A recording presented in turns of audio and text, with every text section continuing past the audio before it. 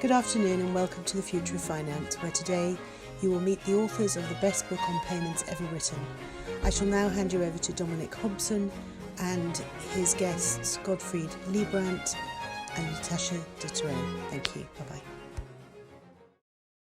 Hello everybody and welcome to our discussion. I'm Dominic Hobson, co-founder of Future of Finance, and I have with me the authors of what they're calling the best book on payments ever written, The Payoff, How Changing the Way We Pay Changes Everything. Gottfried Leibbrandt is the former CEO of SWIFT, an organization that allowed him to indulge to the full three aspects of his personality that he for many years kept well hidden from family, friends and colleagues: the payments nerd, the networks geek and the standards dweeb. Immediately prior to joining SWIFT, Gottfried got a PhD from Maastricht in economics on the topic of network effects in payment systems.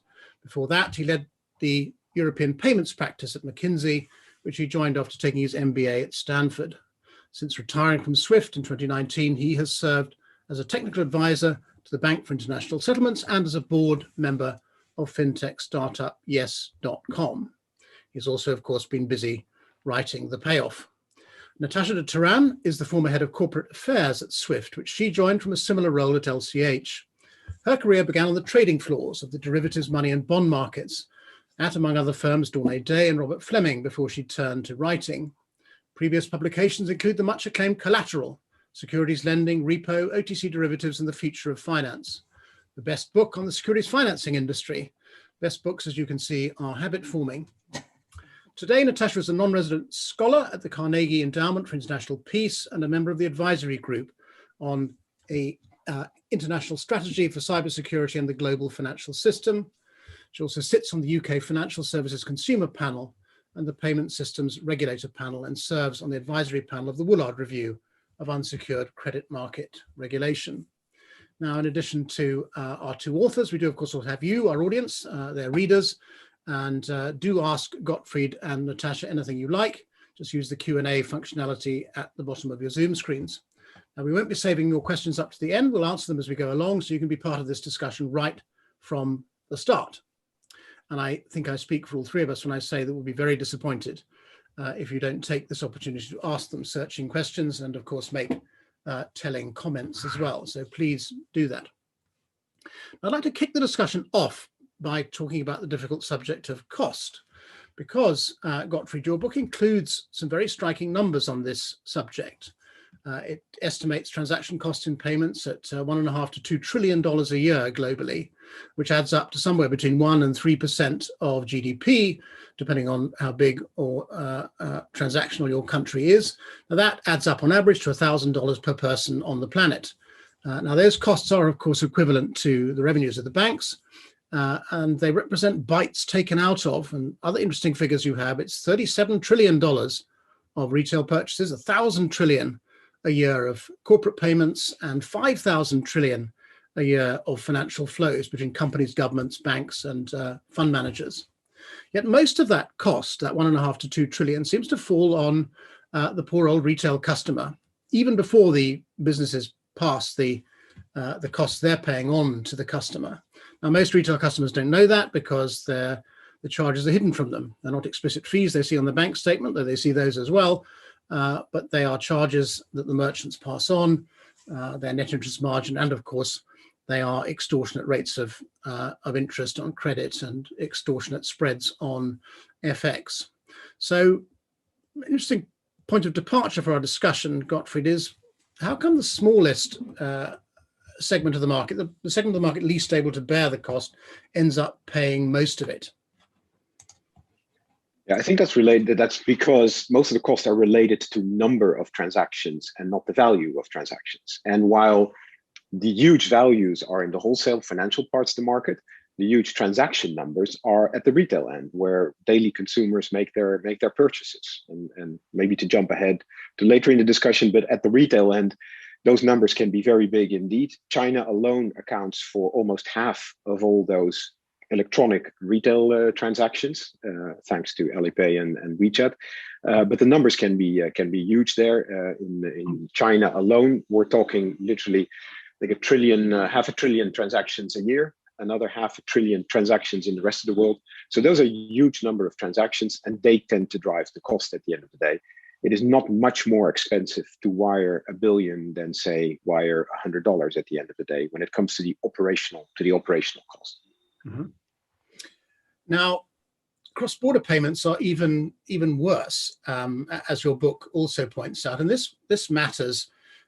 One retail perspective it matters from, of course, is remittances, and where the last number I saw for the value of remittances was like 551. It's a BIS figure, 551 billion of remittances sent. So some of the people migrants sending money back home to support their families are paying even higher costs. And this is one of the reasons that the BIS, for example, has said that a CBDC might be helpful. You could join together payment systems.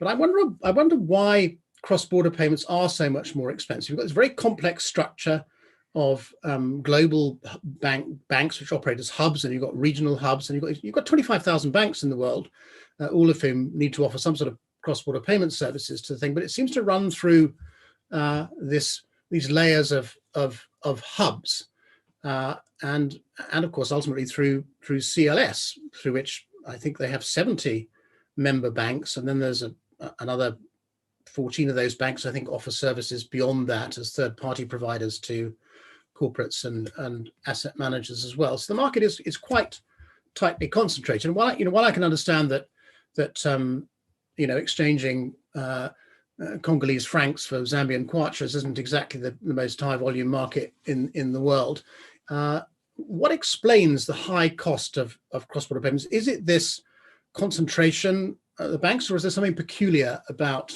settling FX transactions, as it were, which makes cross-border payments so much more expensive than domestic ones? Well, let's first start with the fact that they are inherently more expensive for a couple of reasons. One of them is just the complexity of routing it. Whereas in a domestic context, all the banks have a unified number, all the addresses are unified, account number systems tend to be unified. So in a British context, if you send something through BACS, say, we've got standard sort codes, addresses, etc. If you send some money to somebody in China, say, you've got to deal with Chinese addresses, Chinese bank codes. You've got to identify where that account is being held. So that's one source of complexity. And I think the flip side of it is the wonderful thing is that you actually can send money to anybody anywhere in the world who has a bank account. That you can look at it both ways. So that's one source of complexity. The other source is what we call compliance. We tend to put much more scrutiny on cross-border payments than we put on domestic payments when it comes to anti-money laundering, sanctions, know your customer, terrorist finance, and all of those things. So that's a second source of why they tend to be more costly. And the third part is it does involve a change of currency. Inherently, a cross-border payment does involve a change of currency. And yes, in currency markets, at the end of the day, most trading is done between big currencies, and effectively most of it is done against the dollar. Even the biggest corridors always involve the dollar at one end. So yes, there is only a very thin market to go from Zambia to, say, Thailand, and you tend to go over some of the big currencies. So the spreads tend to be higher. So that's why inherently cross-border is more expensive. I think worker remittances is a particularly hard hit segment, partly because again, the costs are related to the number of transactions and not to the value, and these tend to be fairly low value transactions, but they still carry the same cost as a larger value transactions. And the other side of it is there aren't that many. So I guess historically banks haven't found it profitable, if you will, to invest in platforms to do that. Credit cards have been there. There have been more economies of scale, and therefore it is easier to do a cross-border credit card transaction or a cross-border ATM withdrawal, if you will, because there the platforms have been built to do that, and the volumes are greater. Although there still, if you look at the FX charges, you still pay for cross-border credit cards and ATM withdrawals if you want. But it's a combination of those effects, I think, that have made it historically expensive. Now, to be honest, I think everybody's realizing that it is a pain point, and low-end cross-border transactions have been increasing dramatically, driven by e-commerce, migrant workers, increasing globalizations, etc. So I do think that the race is on by both banks and challengers to build cheaper solutions. And I can point to TransferWise or other operators who have been sort of paving the way to make these transactions more, say cheaper and more transparent for consumers. Now, Gottfried, I'd like you to think a little bit about whether a CBDC interoperating payment systems would help. I don't think you discussed that in the book, but it's a while since I read it. But just think about that. But before we do, I'd like to bring Natasha in to talk about correspondent banks. All that work, Natasha, which Gottfried referred to, is really being done by correspondent banks. You say in the book there's an average of 2.6 banks moving that, I don't know, 1.5 trillion a day across borders. And you say somewhere in the book that the correspondent banking industry hasn't kept up. Clearly, cross-border payments are suboptimal by comparison to domestic equivalent. So what can we do about it? What can be changed? I think we said hadn't kept up rather than hasn't kept up. I think it has moved quite a bit in the last several years, and that's impacted on the larger payments. We just have to go back over all the points that Gottfried's made in his previous answer as to what would need to change. I mean, if we got rid of currency sovereignty and legal jurisdictions and had a single global DM type thing, then we could be there. But we don't look like we want that. Certainly central banks don't look like they want that. I think what's interesting at the moment is you see the CS and the FSB and the BIS and so forth lamenting the situation, particularly with the remittances. And historically, their kind of directionality has been towards the banks. I'm not sure profit-making banks are going to solve this problem. I'm not sure necessarily any organization with a profit imperative is going to solve the problem, but certainly not, I wouldn't have thought the banks at this stage in proceedings. So I think what will be interesting is where they might turn to next to try and solve this conundrum. CBDCs, maybe, but that would presuppose that not only the PBOC and the Fed and the Bank of England and the ECB all sing to the same hymn sheet, but also that the emerging economies or developing economies can also get there with their own CBDCs. So it's not a slam dunk. You can't just develop one system and hope it'll all work. But I'd look to tech or CBDCs to sort it out. Mm-hmm. Gottfried, did you want to add something? We had a very interesting question come in, which I'd like to put to you in a minute. But did you want to add something on that CBDC as a solution to cross-border payment transaction costs? What you think of that as an answer? Well, I don't. So I'm going back to there are countries where people will actually put dollar bills in an envelope to get worker remittances home, right? So if you want to get money to Venezuela, that's pretty much your only option because they've been excluded from the banking system. So people actually do that. They put physical banknotes in an envelope to send it home to their family. And a CBDC is a solution to effectively do that, but do it over the internet. Send a banknote over the internet, right? That's what it allows you to do. It still has some of the same problems that sending a banknote has, which is the recipient gets a banknote in another currency. What's he going to do with that? So it presupposes that there are markets to then convert that CBDC. Say you send money home from China in the Chinese CBDC, you're in Zambia, you get that EU1. What are you going to do with it? You need to convert it then into something you can spend. It is still a foreign currency. So I think it requires a number of things to work there. What you find is that the transaction costs of CBDCs are not exactly, or of cryptocurrencies in general, aren't exactly zero either. There are transaction costs. There are costs to convert it into a different currency or between cryptocurrencies. So you'll face some of the same problems that you have in traditional money, but I'm sure that in certain markets they could provide a solution, especially those where either have been excluded from the banking system or where banking isn't well penetrated or are having difficulties connecting to the global banking system. Mm-hmm. Are you saying we need commercial banks to do the FX business, to convert that Chinese yuan into Zambian kwacha, for example? Central banks would never get involved in that, in your opinion? Well, I've heard all sorts of ventures, so I would not exclude anything. But I would think that either commercial banks or FX trading isn't confined to commercial banks. There are other people in the FX trade as well, dealers, the whole cottage industry of carry traders, mom and pops who trade currencies. So if you are to believe the crypto aficionados, they say we can leave this to a wide ecosystem of crowdsourcing, crowdfunding, who can serve as FX markets in crypto. Yeah, but I feel confident I could find somebody on Cairo Road in Lusaka to change my yuan into Zambian kwacha. Anyway, Shaul David has asked an interesting question here, which is, would it be correct to say that retail consumers bear the majority of the costs because at the point of sale, they have no real choice of methods, and corporates can and do negotiate between various options? And if that is so, would introducing a point of sale alternative like account-to-account payments bring the costs down nationally initially and internationally later? Otherwise, when we're in the shop, we don't have enough choice, but corporates do. Is that a reason? Well, I would, if I can jump in here and then let Natasha. I think the irony is actually that in cards, the networks have chosen to charge the merchant rather than the consumer. Then obviously, eventually the consumer pays because the merchant will discount it in the overall prices, and the consumer at the end always pays.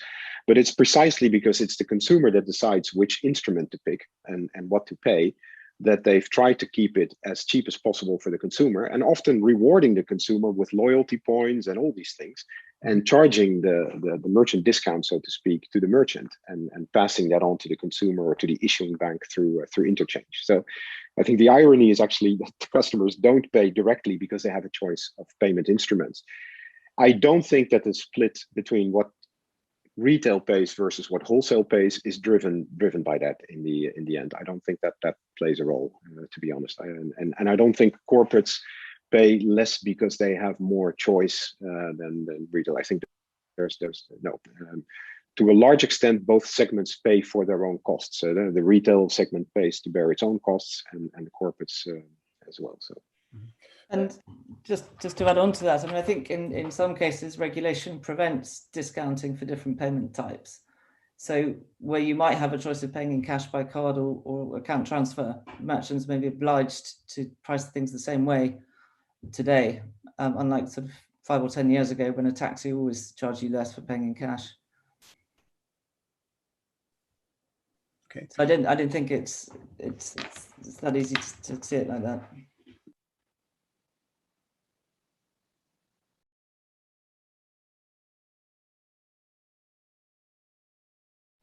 Is account-to-account payments a reasonable option? He goes on to point out here that Singapore and Thailand connected their VocaLink provided payment systems.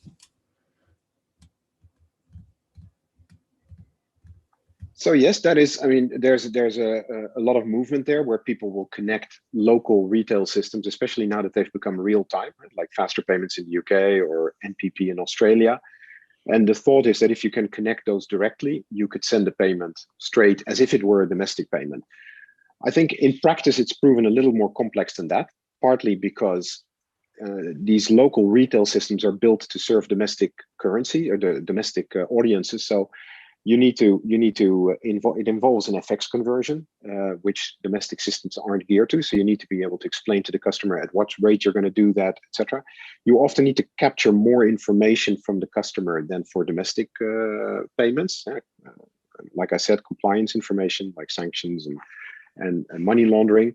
So it is not as straightforward, but it is possible. You could, if you adapt the interface of these domestic systems, allow them to send money abroad as well. The thing is, I think it will only work if you get a critical mass of a lot of these systems to work together. Because at the end of the day, the Thai-Singapore corridor may not be that big. So is there sufficient traffic on there to warrant these extra investments to upgrade it for international payments?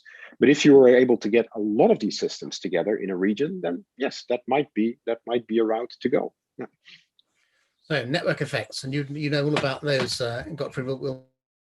You also mentioned instant payment, and that's quite a good segue, I think, into the whole nature of the innovation that's been taking place in the payments industry. Instant payment is now a global trend. We even got the United States moving towards instant, the land of the check, moving towards instant payment with FedNow, I think it's called.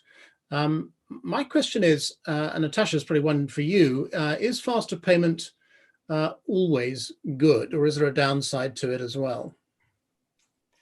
Well, I think at the risk of sounding like King Canute or as a geriatric, and Gottfried and I were constantly reminded by our editor as we were editing, she was editing the book, that all our examples were sort of pre-1950 and could we sort of bring things up into the 21st century. I think fast payment is good, but it needs to be safe as well. And I'm not sure that safety is keeping up at the moment, certainly in some countries where you have very, very fast payment schemes, in the UK, for instance, but you don't have agreed security measures and redress measures for consumers and so forth. So yes, faster is good, and it reduces, it gets more stock back on the shelves. It's good. It's great for the economy. It's great for consumers. Everything can move faster, so long as it's safe. Mm-hmm. And by safe, you mean that the payment actually gets to the person it's intended to get to, and because there's no time to recover it. Yes. Right. So frauds are intercepted, but also that there's a plan for what happens when things go wrong. So if I, as a consumer, make a mistake, I know who to go to and what I'll get back. Yeah. Now, there's one other thing to say to that. I mean, part of the appeal of these faster payment systems is also that they're very cheap. So they're built on a very different model than the card payments, which have historically also been instant. The card payments have, I think, used the margin that they make to some extent to also give greater protection to consumers. You get insurance on the product, you get the ability to do a chargeback if you don't like the product, etc.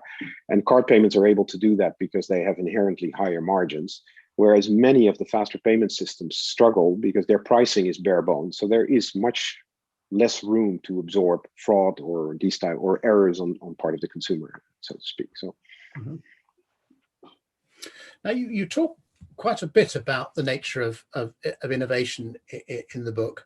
And as Natasha was just joking that all your examples come from the 1950s, one which... Not anymore, just to be clear. The book moves very fast. Well, the version I read did have the Diners Club story in it. That didn't survive, the final edition, perhaps.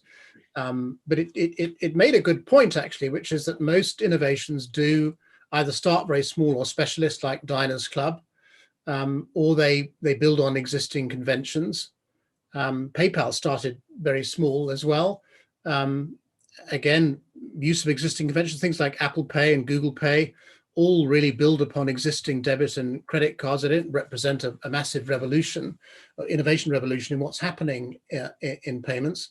Hardly anybody is accepting Bitcoin or any cryptocurrency in terms of payments. So the bank rails remain in place most of the time, and most of these innovations have to rely on the existing networks. In fact, one idea I really took away from your book is that most of the innovation we've seen in payments is a kind of Potemkin innovation, where all that's really happened is that the revenues have been taken away from banks and given to a lot of mainly wealthy men who've done very well out of it without actually fundamentally changing anything. So all payment systems are still reliant on bank rails, they're still tied to the past.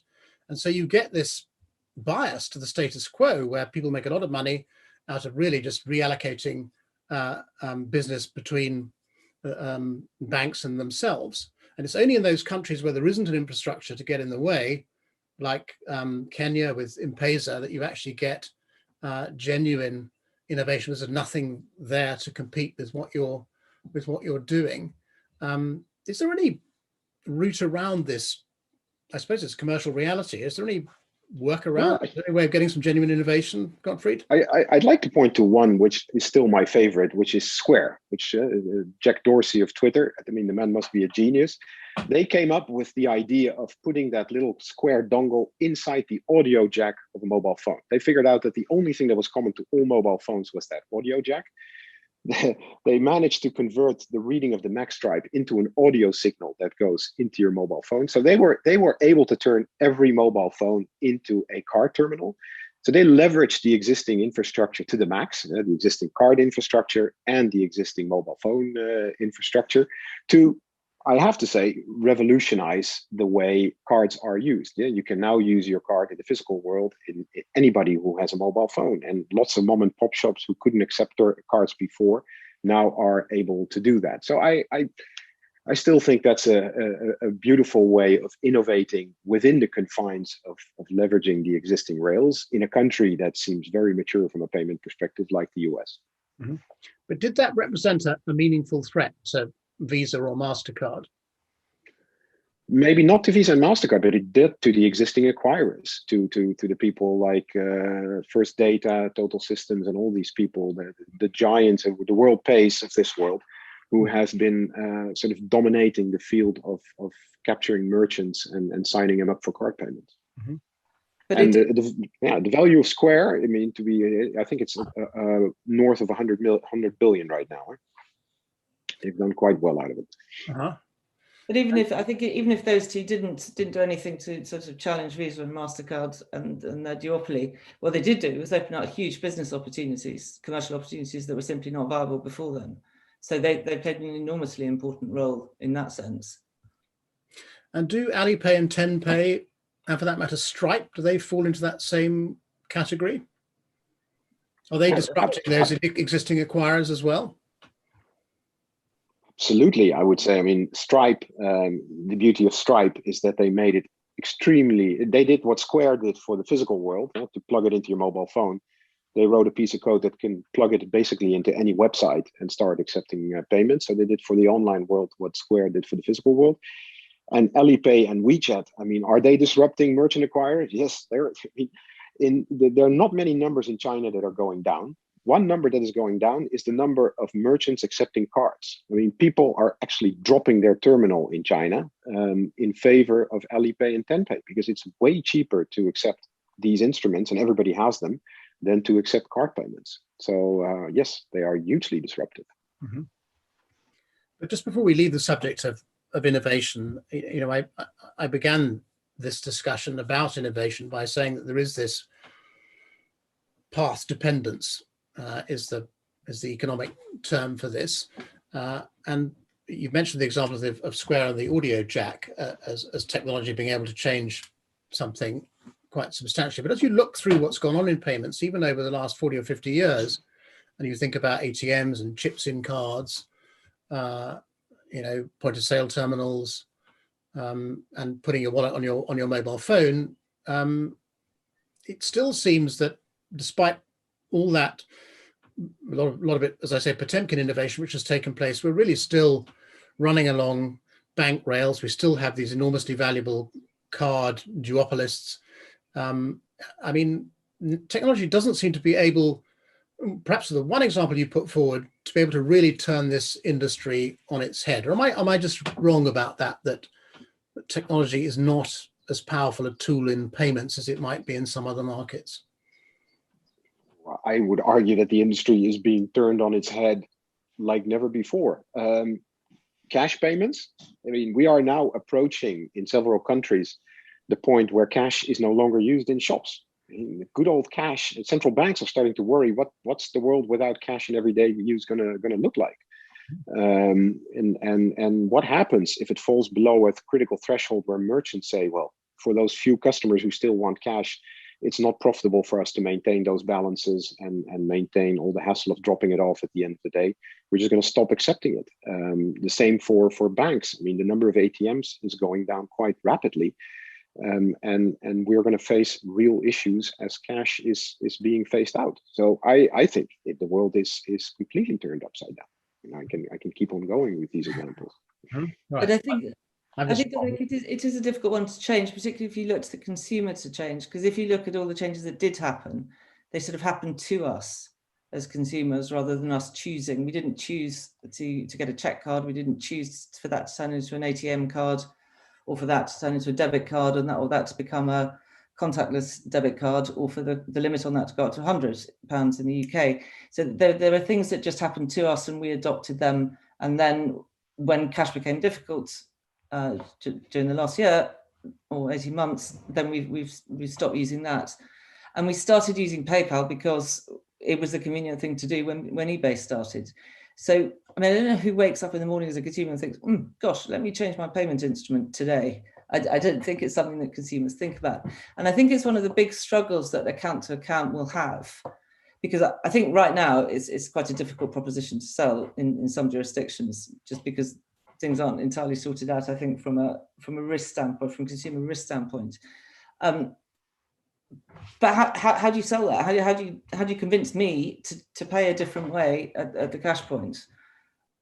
unless you can discount it, you know, we're inert. Well, Natasha, if what you say is true, payments can't function as a market. Markets are driven by consumers and suppliers responding to consumer demand, I suppose. A bit more complicated than that.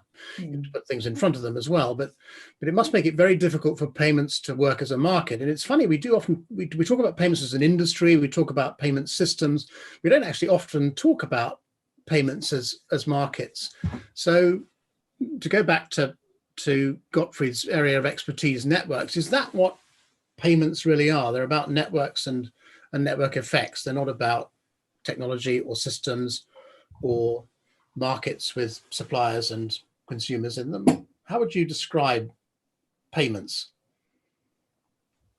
So is that me or Gottfried? Well, if it was me, it's all of those, which is why it's such a fascinating thing to learn about, or it's such a fascinating industry to work in, because it's about all of those things: history, geography, culture, habits, inertia, competition, lack of competition, network effects, legacy, standards, just the whole.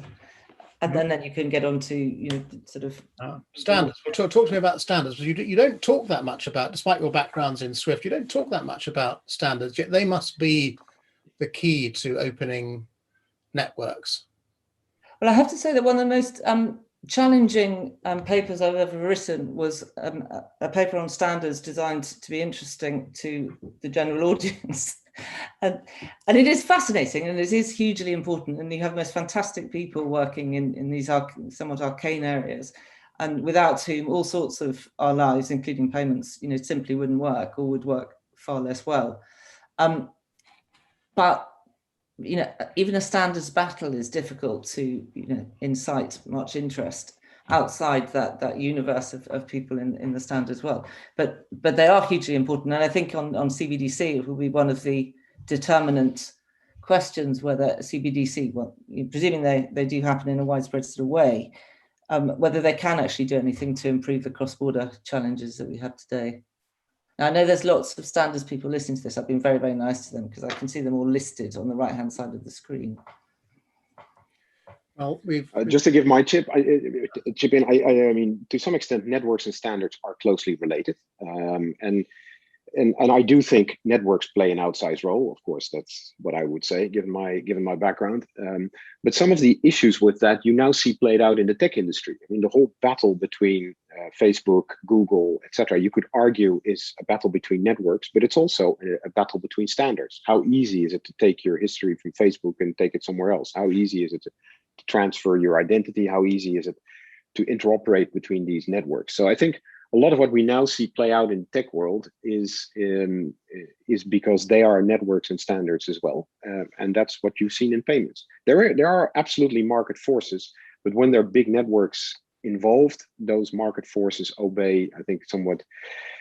Those influence the way market forces work. You put it that way. You get things like excess inertia, excess momentum, the winner takes all. There are a couple of things that influence these market dynamics. Now, obviously, Facebook, Amazon, they have networks in place. They may not have the standards, as you say, but why? What explains why they haven't? To some extent, they kind of are getting into this, very obviously in the case of Facebook, but with what's now called DM, but also with Amazon Pay and a variety of other payment options have been around for a while. But why haven't they really committed to the payments industry? They must have seen a lot of people in Silicon Valley getting enormously wealthy by getting into the payments business. You just said, you know, Square is worth $100 billion now, so they've done very well out of it. What's holding them back? They've got the networks, they just don't have the standards. Seems like an easy goal for them to score to me. Well, I think they are doing lots of different things, and they have been sort of gradually moving deeper into payments areas. But I think that they're choosing their battles. I think if you look at everything against the original Libra declamation of summer 2018 or 19, whenever it was, then everything will pale in comparison to what they intended to do. But then the announced intention was so completely unfeasible. I don't think that's a surprise. But they're certainly getting deeper into credit. And if you look at where banks make the money on payments, it's probably more from the credit side than from the actual payments. So you know, I think they're choosing their battles, but they're there. And I think it was very interesting to hear Benoit Cœuré the other day at the BIS talking about CBDCs, and I think he was asked in the press conference why the urgency now on CBDCs, was it X, Y, or the FANGs, and he very much answered it was big tech. Mm-hmm. At least that was my understanding. I don't want to misquote the BIS. Yeah, and maybe sometimes they're in payments in ways that we don't always realize. And the whole story about Apple and the App Store, where they take a 30% cut on all the app purchases, that adds up to a significant stream of revenue for Apple now. I think it's something like 10% of their total revenue comes from the cut that they take on payments in the App Store. And you could argue that that is a payments business. It's because the consumer has set up his credit card and everything to pay in the App Store, that Apple leverages that to basically offer a payment services to whoever develops an app. Thank you very much, and takes a 30% cut. And Amazon doesn't do the same. Amazon is starting to do the same with Amazon Pay. You can now, I don't know if that's happened to you, you can, some people will offer Amazon Pay as a payment option. I found one of the UK rail providers offered it recently, and since my card didn't work, I used that. And what it does is, if you have an Amazon profile with your card attached to it, you can use that to pay for a purchase. And again, Amazon uses the fact that they have your payments data on file and then allow you to pay. They're essentially, it's like a wallet service. And all of the big tech giants are now sort of experimenting with wallet service one way or another. Apple Pay is the clearest example. Amazon Pay is an example. Google Pay.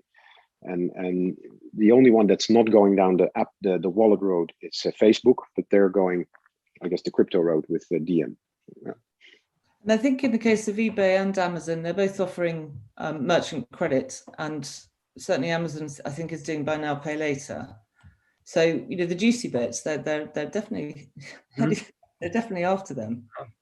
Yeah, there's a famous Nordic online vendor whose model is built in the same way. I forget the name. I'm sure you remember it. Now, we've had an interesting question from Fabien Vandenrate on financial crime. He says a recent Economist report that he cites a recent Economist report that payments frauds, anti-money laundering scandal are growing year on year, which causes the magazine to say it's helpless to solve, and the move to digital payments doesn't make it any easier. He asked what trick is the industry or the governments missing. Now, you actually talk quite a lot in the book about financial crime, particularly about money laundering and sanctions screening and sanctions busting. You talk about the compliance burden this puts on banks. And you also talk about the fact that AML, KYC, CFT, sanctions screening has actually shrunk. You talk about the correspondent banking industry, and it's shrunk the number of banks prepared to get involved in correspondent banking and indeed in trade finance. So it's a non-trivial issue, this financial crime, yet payments inevitably, because it's money, are very exposed to financial crime. What do you think about, do you think the payments industry, Fabien's question, is the payments industry actually making it worse by digitizing itself, or should it be doing better for other reasons on financial crime? Gottfried. Yeah, so this is an interesting one. I think part of the reason, let's take money laundering. Part of the reason, first of all, it's not new. Some of the examples in the book are from the 80s, I think, with BCCI, etc. So this is not an entirely new phenomenon from the digital age.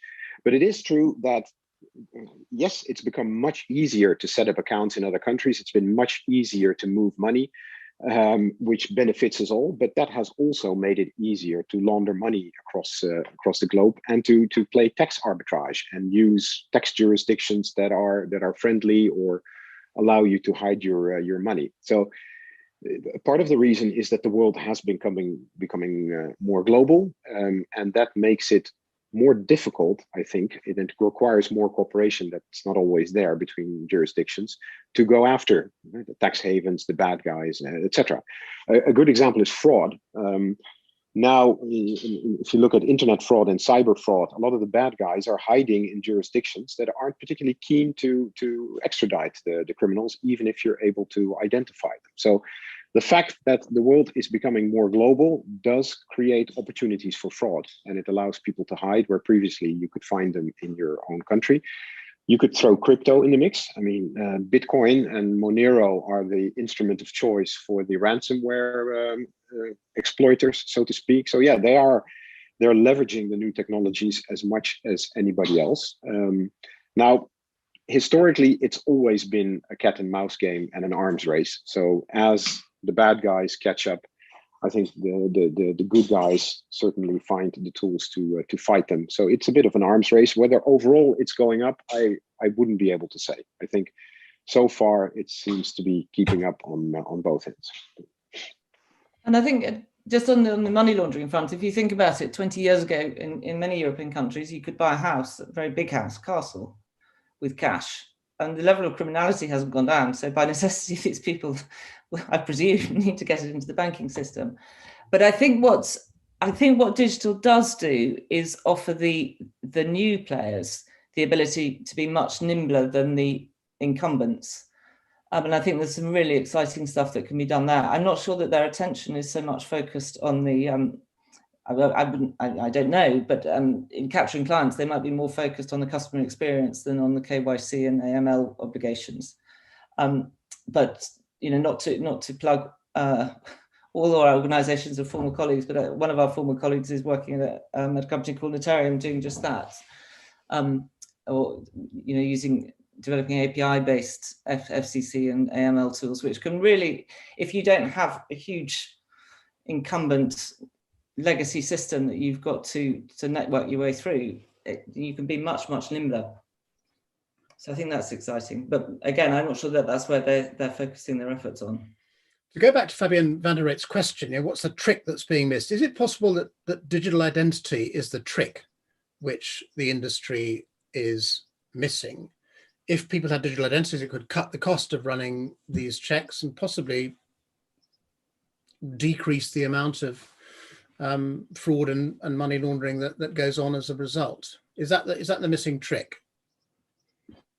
Digital IDs. Yeah, I can. Natasha, you want to? I can speak to that as well. I think it could be part of the solution, and the real issue is not digital, because we all have digital identities. Our banks have our data; they know who we are. I think it's the ability to use your digital identity with other providers and to sort of show it elsewhere, to really create a digital passport. That's the part in that case, Gottfried, why don't banks get into the business of issuing us with digital IDs? Is it not a natural thing for them to do? If they've got this information, why not use it? And I think that is an opportunity for banks. I mean, they have not only that data, they also have authentication. I mean, because there's money involved, their mechanism for authenticating that you really are you is pretty strong compared to other providers, say Facebook or Google. So yes, I do think there's an opportunity for them there. We now all use our Google login details or our Facebook login details to identify ourselves everywhere. But the bank identity, one, the quality of the data is higher, and second, the authentication mechanism is better. So I think there's an opportunity, and there's actually a white paper underway with about 100 people from the identity space to argue precisely that if banks were to cooperate on that, it could really provide a piece of the puzzle to solve that whole thing. Will it solve the whole puzzle of fraud and AML? I don't think so. There are other parts to it. You also need to then recognize patterns. The fact that I know that you are you doesn't allow me to say whether your transaction is money laundering or not. I need to know other things, about you, but it certainly is a piece of the puzzle. Mm-hmm. Natasha, I don't know whether you wanted to add something. You looked as though you wanted to add something on digital identity, but maybe you don't. No, I was just going to say Gottfried couldn't possibly answer on it because he's a non-executive at a digital ID outfit, but he did. So. That's precisely why. I see. Okay. Well, I'm glad to hear that. Now, talking about banks, the book is very generous towards banks. I don't know whether your editor pointed that out to you, but banks have been a bit of been in the stocks for many years now for a whole variety of reasons. But you point out in the book that you do point out, of course, they benefit from customer inertia, but you also point out they do real work, like managing counterparty risk and settlement risk, and running FX, dealing with large payments and so on. They're also regulated, and regulators like regulated banks because that contributes to financial stability, and so on. So Do you think there's any other type of entity which can do this work? Could the risks be managed and the liquidity be managed in the FX and the cash markets by any other means? Is there a way of redesigning the financial system? Or do you see any evidence of a financial system being designed in DeFi or somewhere else, which could do that work without the necessity for banks as central intermediaries? Well, Mark Carney seems to be sort of looking that way, not so much to DeFi, but to non-bank financial institutions moving into that world more, possibly with access to central bank money and so forth. So possibly, yes. It might be a way off. But I don't know that we are that kind. I think the point is that we were not that critical because for the last, since 2008, everything that's been written about banks has been pretty critical, and we were fairly light on the criticisms. But I'm not sure we were that kind to them. I don't know, Gottfried? Yeah, I'm sorry, I was thinking more philosophically. I mean, one of the things that banks do is take risks and buffer those risks with capital. And whenever we've tried to let those risks go to non-bank players, we find that everything goes swimmingly until it doesn't. And then it shows up in places where you hadn't expected it. We've had that discussion with hedge funds, with long-term capital management, with non-bank players taking the risk, which all goes well until it blows up. And then you find that it's outside the banking system. So also without the tools of managing that risk for central banks and others. So that's one point. I think the second point would be in payments, indeed, especially in large value payments, liquidity is a key one. It only works if you have somebody to smooth these payments for you. And I think it's one of the overlooked issues in cryptocurrencies is we all like the idea of a cryptocurrency, you settle it, and at that moment it's paid, it's final and everything. It's token versus token.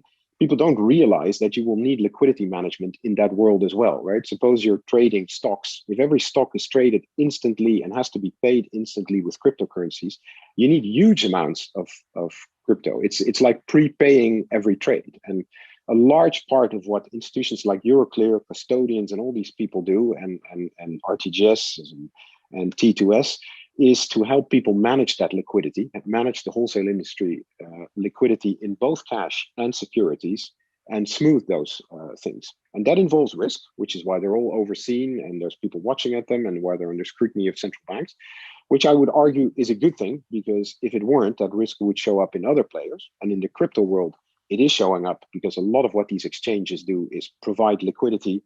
We have no idea what would happen if everything blows up because we don't know how they're capitalized. We don't know under what conditions they provide that liquidity, etc. So I think it's an overlooked part of settlement, especially when we move to crypto, is how does that liquidity function work, which traditionally has been provided by banks. And we do see liquidity being provided in the cryptocurrency markets, in the DeFi sector, where people are sitting on these piles of crypto that they can't use them to pay for anything, and they're looking to get some kind of return on them by lending them in to people who can make use of them. And that's happening without central intermediaries. It's all done by smart contracts. So maybe that, I don't know what you feel about it, but maybe that technology contains a useful lesson, whether for Mark Carney or somebody else, about how you could organize that liquidity provision by means other than a regulated banking system. Yeah, but you have to be very careful there. I mean, the discussion I had the other day was, well, we can provide credits in crypto now. There's a whole industry of providing liquidity or credits in Bitcoin, and that is then backed by collateral in another cryptocurrency. And yeah, we're very safe because that collateral, we apply a haircut of 50%. 200%, I think. Yeah, whatever. Yeah. The problem is with the volatility that you have in crypto prices, you may end up in situations where even a 50% haircut is not enough, because essentially at the moment you need to seize the collateral. You'll find that markets have frozen up, and as banks have found, there is no liquidity in the underlying collateral, and you're not able to execute it. And basically, whoever was the lender is holding the bag. So I think it bears a bit of double clicking to understand what's really going on there in terms of DeFi and liquidity risk and other type of things. Right. So banks are definitely not dead yet. But do you, as you look forward to the long, maybe even the medium term, is there a risk that banks are kind of reduced to utilities? We look at what's happening now, what I said earlier about people creaming off the payments revenues of banks, and it's become pretty clear that you don't need banks to do payments.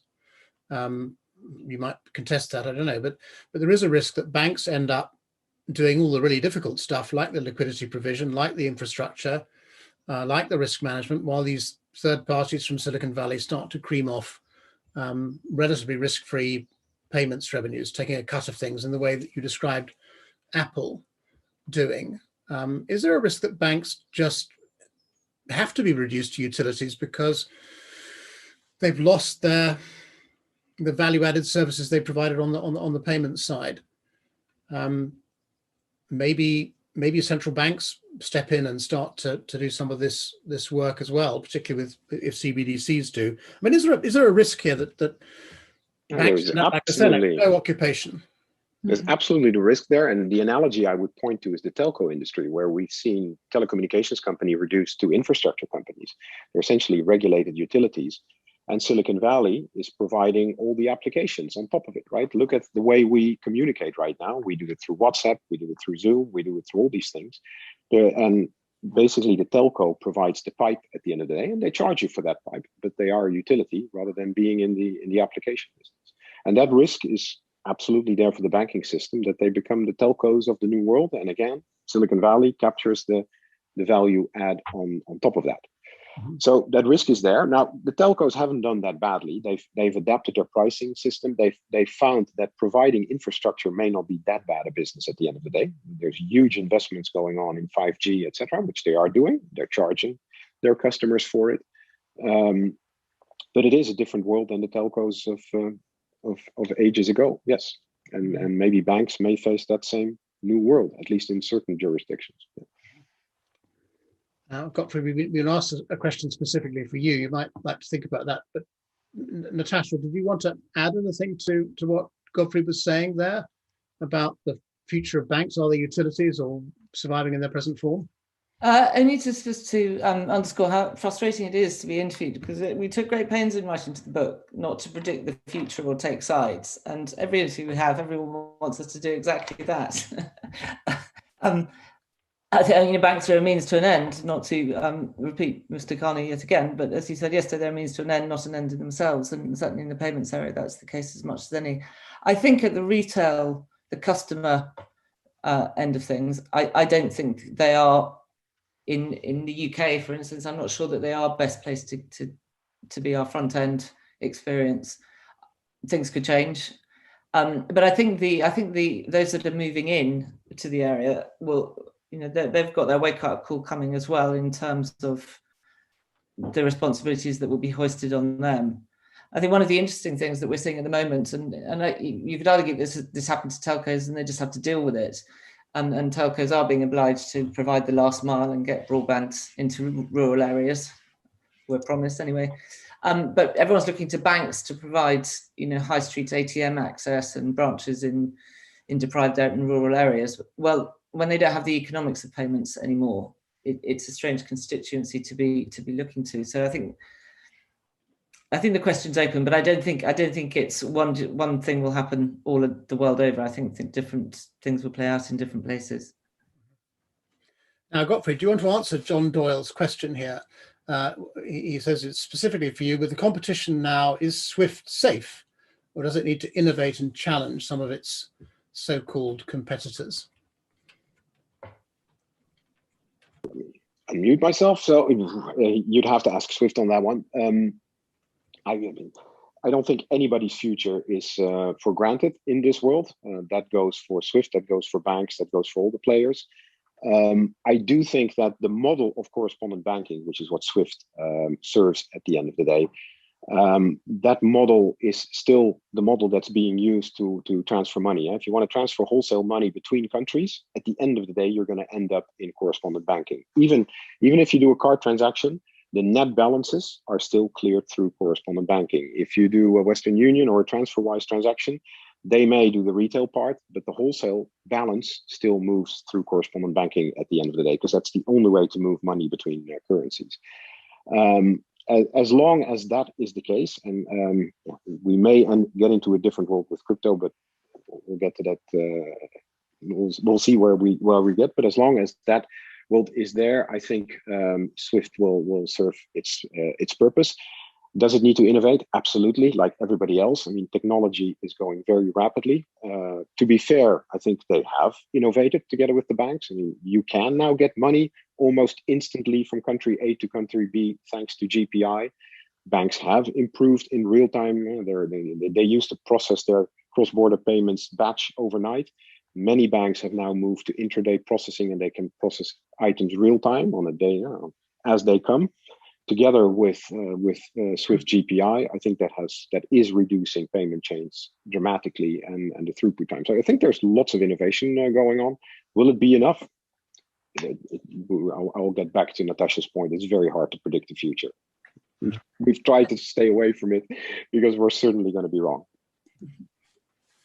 Now we're into our last 5 minutes, so perhaps we could just close with one question. There's a point you make very well in the book, is that payments is much more politically exciting than you might think. It has this huge geopolitical dimension to it. Obviously, the privilege of the US dollar and the Chinese renminbi to try to challenge and wrest away that position. Payment systems, RTGS systems, ACHs are part of a vital infrastructure which hostile states wish to disrupt. And so, as you point out in the book, it actually does matter who owns and controls and pays for the phrase you actually use, the plumbing behind our payments. Now, I'm not asking you to predict the future here, but I am asking you to give us some idea of we're in this globalized world. We've talked about a number of times this afternoon in this discussion, but will we ever get a payment system which corresponds exactly to how we interact with each other and how we do business with each other? Or are we always going to have these specific payments cultures peculiar to each country? And so you never get a fully global payment system because nationalistically minded governments want to hold on to a vital national infrastructure. This is some of the language you use there. The first thing I'd like to pick you up on is you said there was an interesting point in the book. I hope there's more than one interesting point in the book.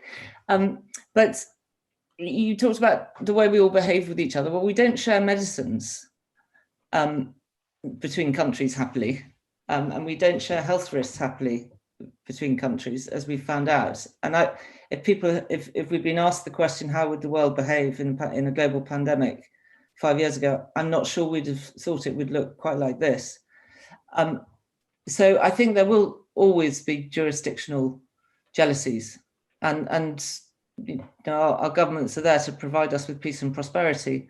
And if they can't assure us with the provision of the public good of a payment system, whatever that looks like, that's problematic, I think. So until we're ready to share medicines happily, I don't see us sharing payment systems happily. But could we morph to be more like each other, as we have with cards? And from a card experience, apart from the charges that we might face in different countries, we do have the same experience the world over. So Gottfried, a last word from you. Is geopolitics an obstacle to an efficient global payment system? Yeah, I do think it is. I think we are seeing, because it is linked to technology, it is linked to data, it is linked to all sorts of things where countries like to exert their own influence. So I think there's certainly a tendency for countries to get much more interested in their payment system and make sure that they sort of keep it safe for their own citizens, and they may not have the whole world in mind. So is it an impediment? Yeah, I would think. Is it an insurmountable obstacle? I don't think so, because we effectively have a global payment system. We can argue whether it's as efficient as it could be, but we have one. Could it be better if there weren't any geopolitics? Yes, probably. Right, we must stop there. My last word is you must all go out and buy the book. I can assure you it's a great read. Don't be put off by the fact it's about payments. It's full of great stories and interesting points, and I think you'll all get a lot out of it, as I did. But we must stop there. I'd like to thank Gottfried and Natasha for a fascinating and very wide-ranging discussion. I'd like to thank Shaul and Fabien and John for their questions and their comments that made took us down some byways we might not have gone down. So thank you all. Future of Finance, our next event is less than 24 hours away. It's tomorrow, Wednesday, 30th of June at 2 o'clock London time. And our topic is whatever happened to blockchain in the bond markets. And I hope that lots of you can join us then. Please do. But for now, it's goodbye from the three of us.